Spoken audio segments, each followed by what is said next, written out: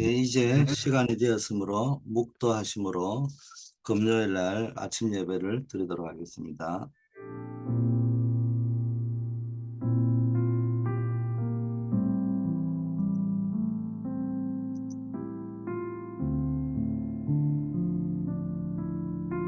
아버지 하나님, 오늘도 그리스도 예수 안에 있는 구원받은 하나님의 자녀의 신분과 권세를 풍성히 누리는 하루가 되게 하옵소서. 예수 그리스도 이름으로 기도드립니다. 아멘. 오늘 하나님의 말씀 사무엘상 3장 1절 9절 배경에 3절 말씀을 읽어드립니다. 하나님의 등불은 아직 꺼지지 아니하였으며 사무엘은 하나님의 궤에 있는 여호와의 전 안에 누웠더니. 예. 강단 말씀 먼저 한번 묵상합니다. 보배로운 믿음을 가진 하나님의 사람, 이게 베드로 후서의 주제로 삼았습니다. 어, 먼저 1강의 제목이 교회를 공격하는 거짓된 이단 사상을 분별하자, 이런 말씀입니다. 우리가 하나님을 알아가야 된다고 베드로는 강조를 하고 있어요. 그리스도 예수를 알아가라, 이런 말을 했습니다. 이 말은 믿는 자에게 그리스도 예수를 알아가라, 이 말은 어, 우리가 흔히 말하는 이 예수님을 영접하고 나면 거기서 끝이 아니라는 거예요. 그 믿음이 계속해서 자라가서 어른의 수준까지 이르러야 된다는 것입니다. 그래서 먼저 어, 보배로운 믿음을 가질 수 있어야 됩니다. 두 번째, 하나님의 사람으로 굳게 설 수 있어야 된다. 보배로운 믿음을 가져야 된다는 말은 보배롭고 지극히 큰 하나님의 약속, 이렇게 이야기했어요. 우리 자신의 신앙이 보배로워야 된다, 이런 말도 되지만 우리 안에 계신 언약이, 그리스도의 언약이 보배로운 언약이다, 이런 말씀도 되겠죠. 그래서 오직 그리스도의 터 위에 세워져 있는 믿음이 되어야 된다. 다른 믿음, 쉽게 말하면 거짓된 믿음으로 가지고 있으면 안 된다는 거예요. 두 번째는 하나님의 사람으로 굳게 설 수 있어야 된다. 언약 속에서 하나님의 사람으로 굳게 서 있어야 하나님의 일을 할 수 있을 거 아니겠습니까?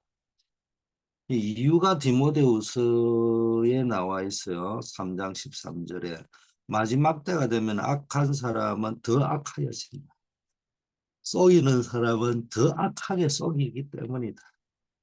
그러다 보니까 속는 사람은 계속 속는 거예요. 거짓된 사상과 이단, 또 거짓 교사, 거짓 선지자들이 많이 일어날 것이다. 그러면은 우리가 거짓된 사상에 속지 않을 만큼 그리스도를 알아가야 되려고 하면은 그 방법이 뭐냐? 디모데후서 3장 14절에 나와 있어요. 너는 배우고 확신한 일에 거하라. 그 앞에 뭐라고 했냐? 계속 세상을 속이겠지만, 세상은 더 악해지고 속이는 사람 더 악해져 쏟고 속이겠지만, 그러나 그런 상황 속에 있지만은 너는 배우고 확신한 일에 거하라. 말하자면 성경으로 돌아가라는 겁니다. 네가 어려서부터 성경을 배웠다, 또 누구에게서 배웠는지 안다, 뭐 이런 말을 하면서 성경은 성령의 감동으로 쓰여졌다. 성경은요, 우리가 성령의 감동 속에 읽는 것만으로도 충분할 정도로 단순하고 명료하게 쓰여져 있는 것이 성경입니다. 성경 기록의 목적은 목사님들이 설교해라는 설교용으로 기록된 것이 아니라는 사실을 제가 누누이 강조합니다. 이 말은 성경 해석하기 필요 없다, 이런 말이 아니에요. 뭐 다른 인문학이 필요 없다, 이런 말을 이야기하는 것이 아니고, 자칫 잘못하면 본말이 도취되어 가지고 성경 해석학이 성경보다 더 위에 있어 버리고 어떤 방법론이 성경보다 더 위에 있으면 안 된다는 말을 제가 강조하는 겁니다. 우리는 모든 권위를 성경에다가 두어야 됩니다. 그리고 그 성경은 모든 사람 누구나 읽으면 충분하고 명료하게 하나님을 알 수 있는 성경이 것이 성경입니다. 그렇게 아주 어떤 종교의 가르침처럼 오묘한 수준의 아주 오묘한 수준으로 돌을 닦은 사람만 알 수 있는 그렇게 기록된 것이 아니라는 겁니다. 아주 무식한 분도 학문의 혜택이 없던 분도 글을 읽기만 하고 듣기만 해도 충분히 구원받고 하나님을 알아갈 만큼 단순하고 명료하게 쓰여진 것이 성경이다. 그렇게 하시면 되겠습니다. 자, 성경의 유익은 어, 오배로운 믿음을 가지고 있습니다. 거짓된 사상에 썩지 않고 분별할 수 있고 오직 예수 그 위에 설 수 있도록. 두 번째는 하나님의 사람으로 세워가는 겁니다. 그러면은 우리가 성경을 통해서 배워야 될 5가지 믿음의 체계에 대해서 말씀을 드렸습니다. 개신교를 프로테스탄트라 이렇게 말하기도 하지만은 종교 개혁을 했다. 그래서 개혁교회라 이렇게 하죠. 그래서 개혁교회의 5가지 믿음 체계가 뭐냐? 오직 성경. 디모데후서 3장 16절 17절을 근거한 겁니다.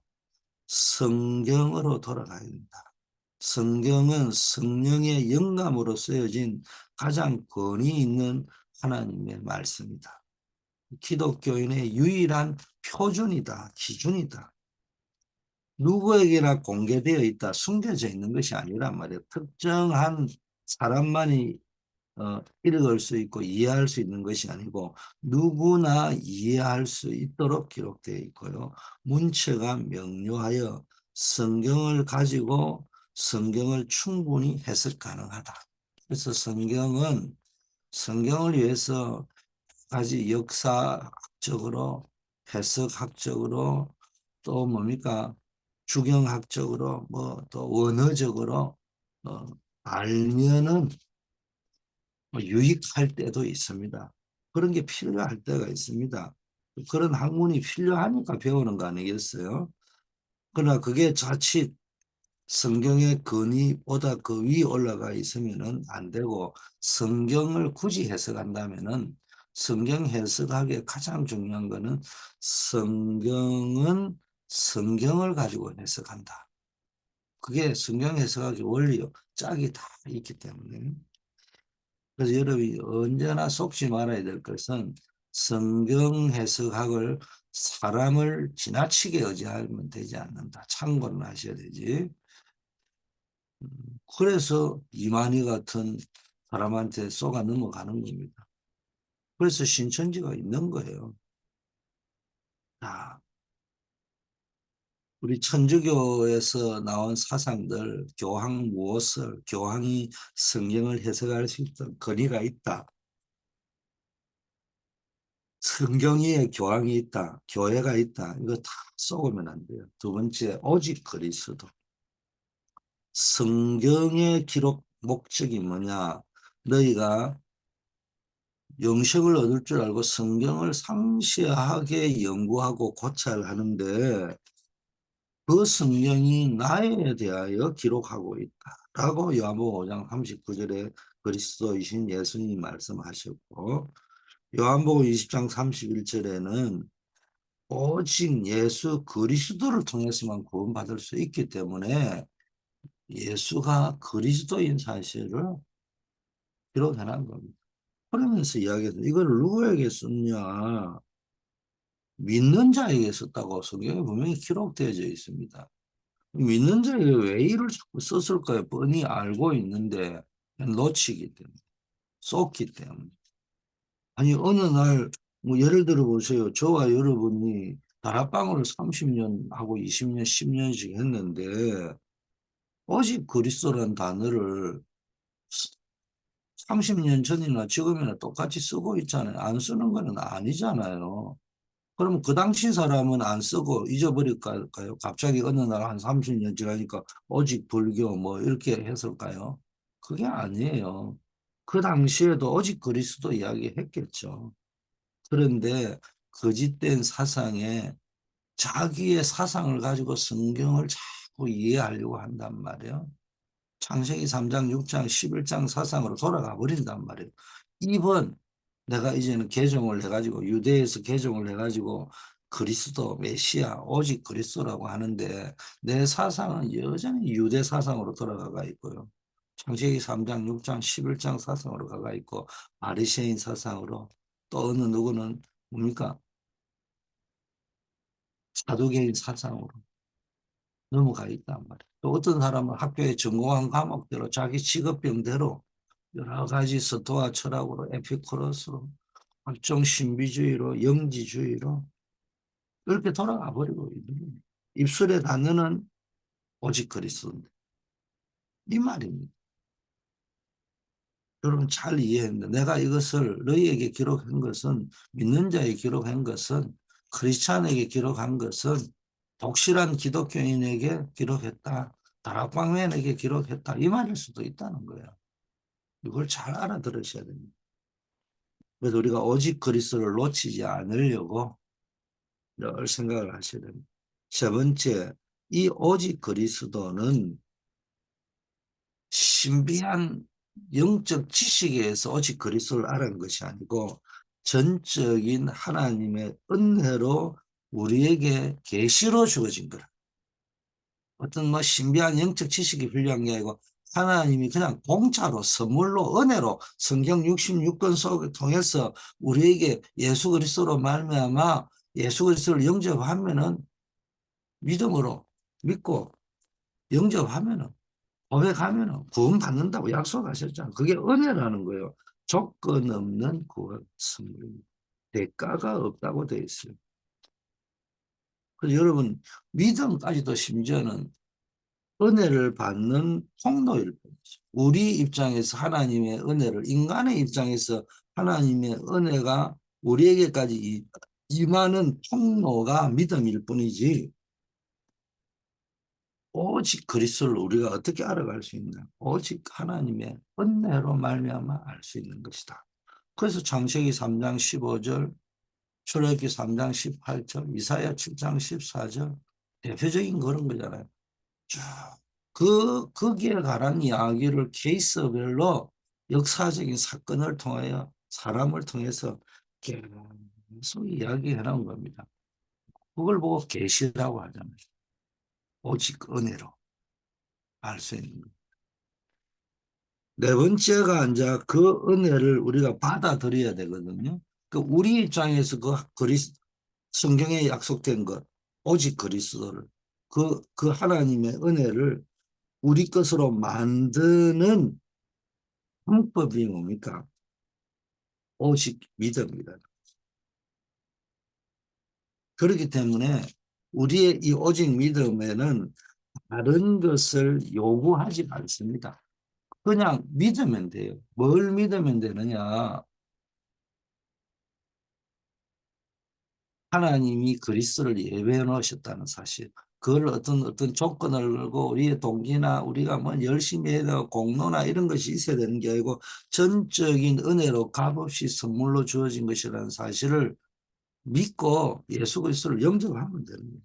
마지막 다섯 번째, 오직 하나님께 영광. 많은 이단들의 문제가 뭐요?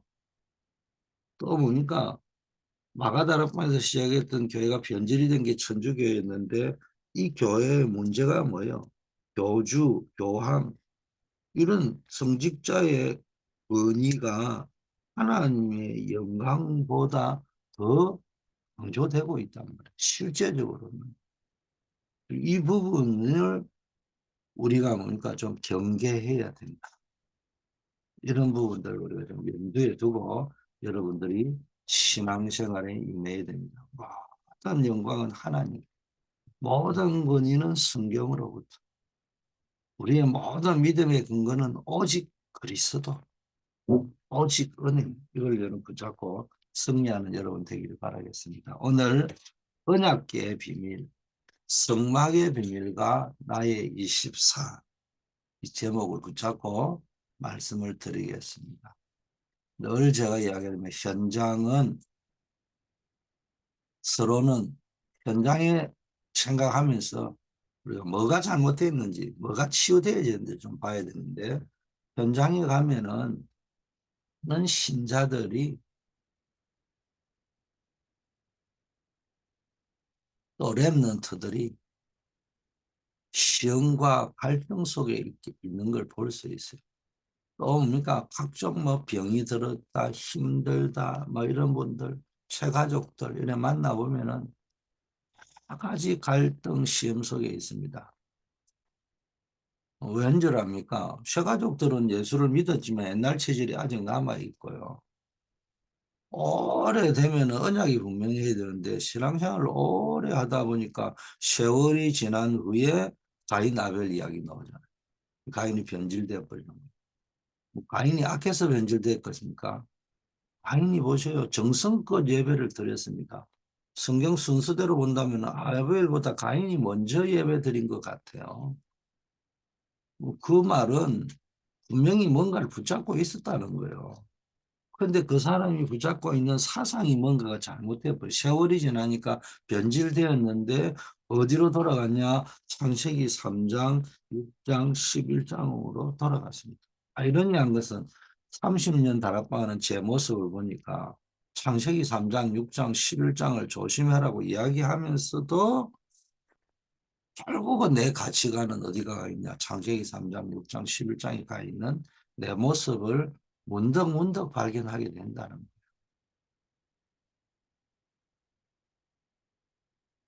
자, 이런 사람들, 시험에 잘 드는 사람, 갈등에 빠져 있는 사람은 나를 이해해 줄 사람이 없다는 거예요. 나를 도와줄 사람이 없다는 거예요.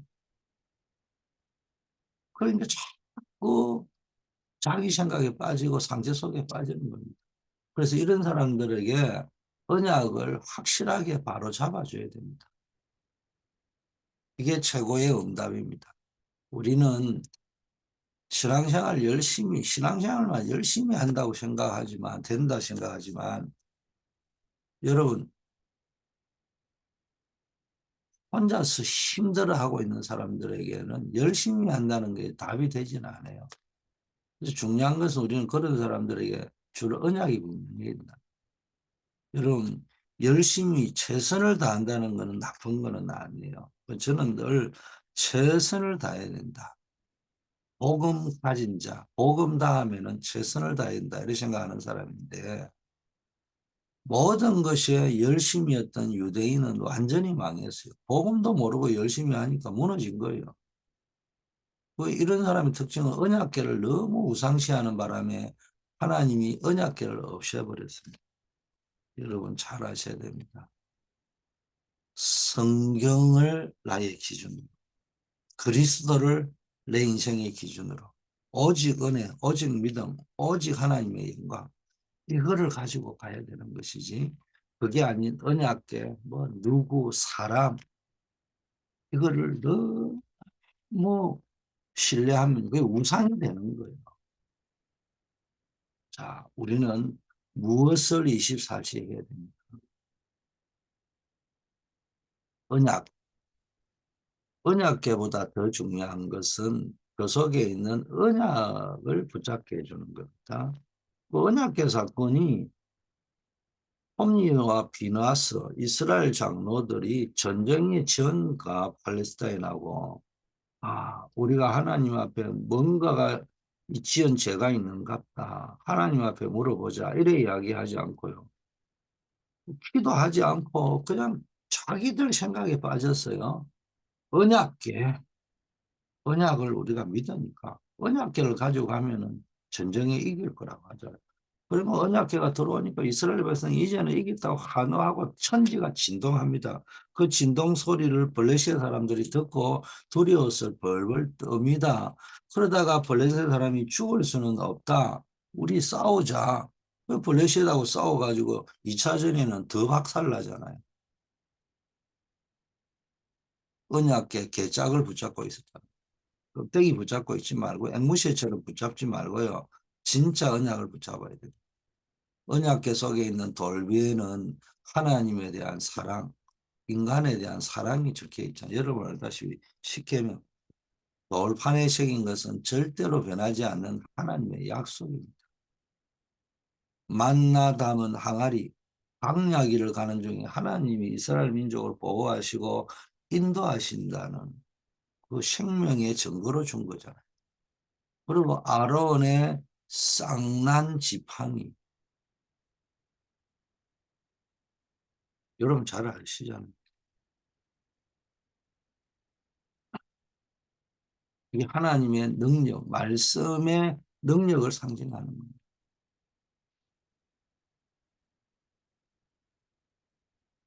잘 한번 챙겨보시면서 우리가 혹시 언약의 개짝을 붙잡고 있는 건지, 앵무새처럼 그리스도가 복음이다 이걸 붙잡고 있는 건지, 날마다 여러분이 언약을 붙잡은 상태인지 생각을 해볼 필요가 있다.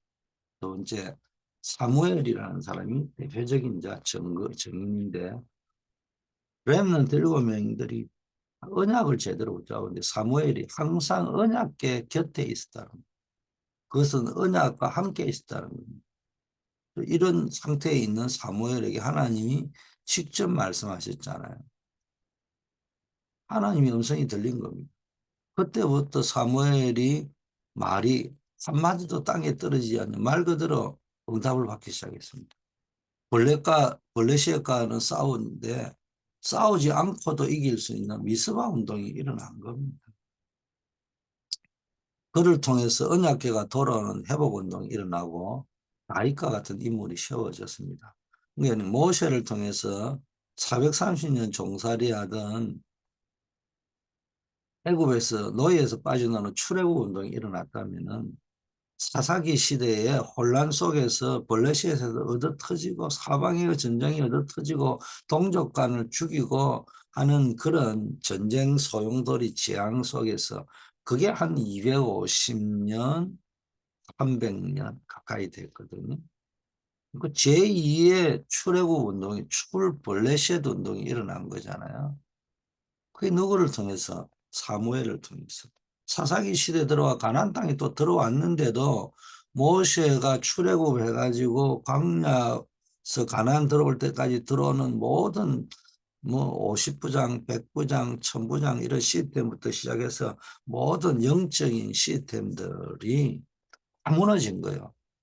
그거를 그때 사사들이 일어나가 겨우 회복하고 했는데 그거를 회복한 사람이 누구냐? 사무엘입니다. 자, 저와 여러분이 진짜 언약을 회복하면은 모든 것이 회복됩니다. 그래서 이제는 강단을 통해서 뭐 강단의 근위가 성경보다 위에 있다 이런 말을 이야기하는 것이 아니고요. 강단의 흐름을 통해서 하나님이 역사하는 흐름을 여러분이 알아야 됩니다. 그 강단이 뭐 하는 거라고 했어요? 리마인드 시키는 거예요. 그리스도를 알고 있는 것을 다시 한번 베드로는 자기가 죽을 날이 가까운 줄 알면서도 꼭 일깨워 줘야 되겠다는 걸 알고 있지만 너희가 그리스도를 놓치지 말라는 의미에서 그리스도를 알아가라. 또 뭡니까? 빌립보서 3장에서 뭡니까? 내가 너희에게 같은 말을 쓰는 것이 나에게는 수고로움이 없고 너희에게는 안전하다. 이 말도 똑같은 맥락이에요. 바울이 같은 말을 계속하는 거예요. 오직 그리스도. 오직 성경, 오직 그리스도, 오직 은혜, 오직 믿음, 오직 하나님께 영광 이야기하는 겁니다.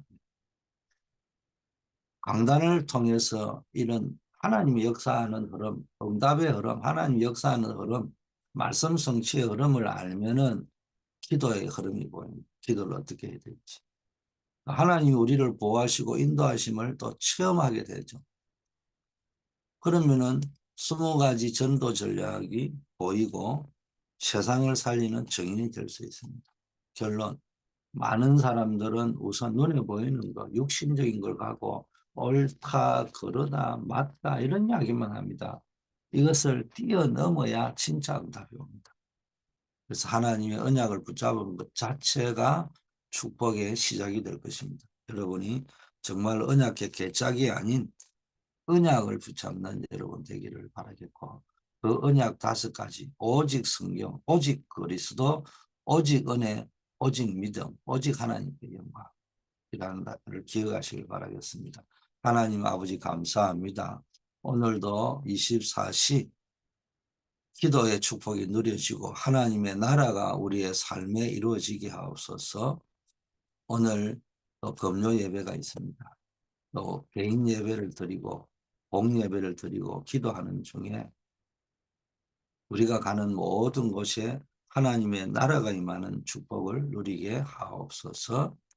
저를 비롯해서 우리 모든 교역자, 사역자, 교사, 이 또 말씀을 증거하는 분들에게 생명, 영혼을 살려야 되겠사오니 하나님이 살아있는 성령의 감동된 메시지를 허락하시고 그 대상자 배우의 역사는 흑암의 세력을 완전히 무너뜨릴 수 있도록 기도의 비밀 속에 영권을 가지게 하시고 이 기도와 언약의 비밀 속에서 지역과 세계를 살릴 수 있는 전략을 주시옵시고 깨닫게 하시고 지혜를 주시고 사람을 제자화시킬 수 있는 리더십을 허락하여 주시옵소서. 우리 성도님들 이들이 하고 있는 업을 통해서 또 이들의 삶을 통해서 70인 제자가 세워지게 하시고 그 70인을 통해 70지역, 70종족, 70나라에 교회가 세워지는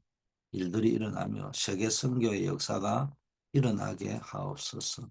우리 서밋학교, 렘넌트 교회학교, 또 한글학교, 각종 렘넌트 사역, 또 우리가 하는 여러 가지 학예 청년 산업인 주간의 원리서 수련회 등 교회의 모든 행사들 하나님이 축복하여 주시옵소서.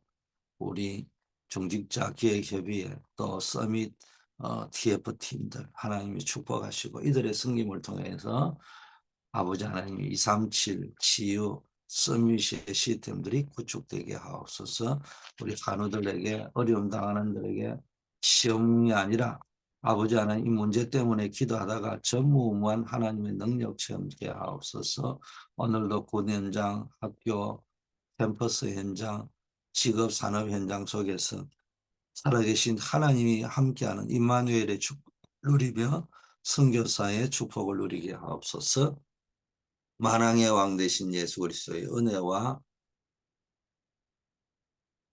하나님 아버지의 무한하신 사랑하신 것, 성령님의 교통 충만 역사하심, 한 주간 동안도 기도의 등불을 밝히며 현장을 살리는 선교사의 사명을 감당하기로 결단한 우리 새벽을 밝히는 기도의 용사들 위에 이제부터 영원까지 함께 계실지어다. 아멘.